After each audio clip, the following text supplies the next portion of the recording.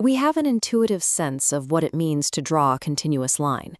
If you trace a path from one side to the other without lifting your pen, the line cannot suddenly snap across a gap. Imagine a standard graph. You plot a starting point A and an ending point B, and then draw a solid horizontal line halfway between them. If you try to connect those 2 points with a continuous curve, that boundary line becomes impossible to bypass. You cannot reach point B without physically intersecting the barrier at y=c. This geometric impossibility is dictated by a rigid topological property known as connectedness. To understand why functions behave this way, we have to look at Walter Rudin's formal definition. In section 2.45, he defines a connected set as one that cannot be partitioned into two separated non-empty subsets. Informally, a connected set is a single unified entity. If you try to slice it into distinct pieces, they still share a boundary, strictly bound together.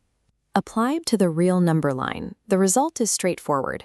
A connected set is simply a solid, unbroken interval. This raises a structural question.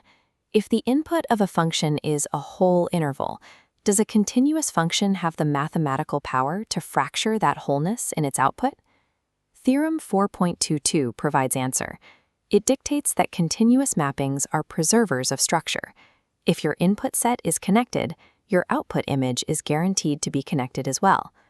We can prove this by imagining a scenario where the output of our function breaks. Suppose our output set is fractured into two isolated halves, labeled A and B. Because the function is continuous, mapping these separated target sets backward into the domain forces the original input set to mirror that fracture. It splits into two separated pieces, G and H. But this creates a logical trap. We started with the premise that our input set is connected. It mathematically cannot be broken apart. Since the input refuses to break, the output is mathematically forbidden from staying separated. The two halves are forced to merge back into a single whole. Continuity ensures that if the input space remains whole, the function is incapable of breaking the output. This topological law translates directly to the real line through Theorem 4.23, which describes how continuous real functions must assume all intermediate values. Because the starting interval from A to B is connected, the law of preservation dictates that it projects a solid block of outputs onto the y-axis. In one dimension, a connected output cannot have gaps or missing pieces. It must remain a solid interval. To maintain that solid interval, the function has no choice but to pass through every intermediate value c between its endpoints.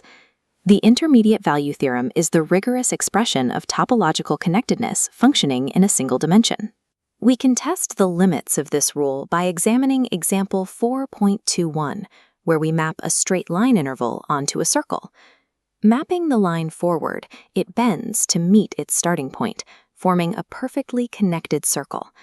While continuous moving forward, the inverse function fails at the origin.